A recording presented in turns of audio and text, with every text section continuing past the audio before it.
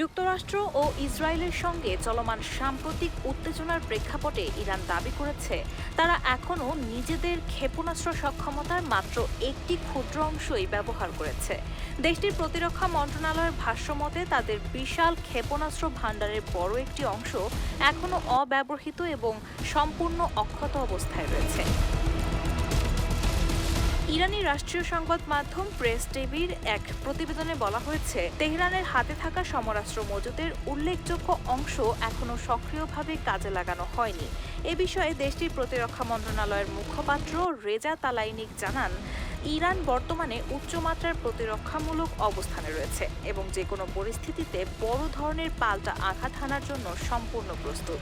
তিনি আরও উল্লেখ করেন, ইরান এখন সম্পূর্ণ দেশীয় প্রযুক্তি নির্ভরভাবে 1000-এরও বেশি ধরনের আধুনিক সমরাস্ত্র উৎপাদন করছে।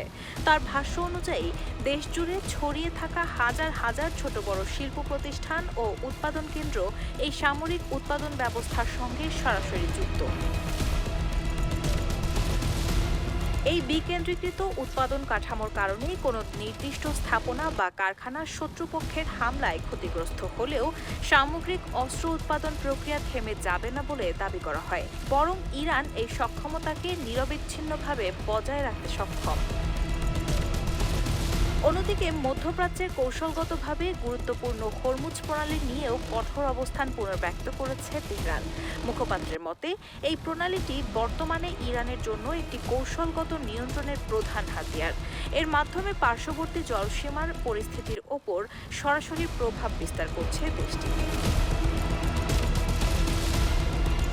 সব মিলিয়ে ওয়াশিংটন ও তেল আবিবের সঙ্গে চলমান উত্তেজনার মধ্যে ইরান নিজেদের সামরিক সক্ষমতা এবং ভৌগোলিক কৌশলগত অবস্থানকে কাজে লাগিয়ে সম্ভাব্য পাল্টা যুদ্ধের একটি বিস্তৃত প্রস্তুতি এগিয়ে নিচ্ছে।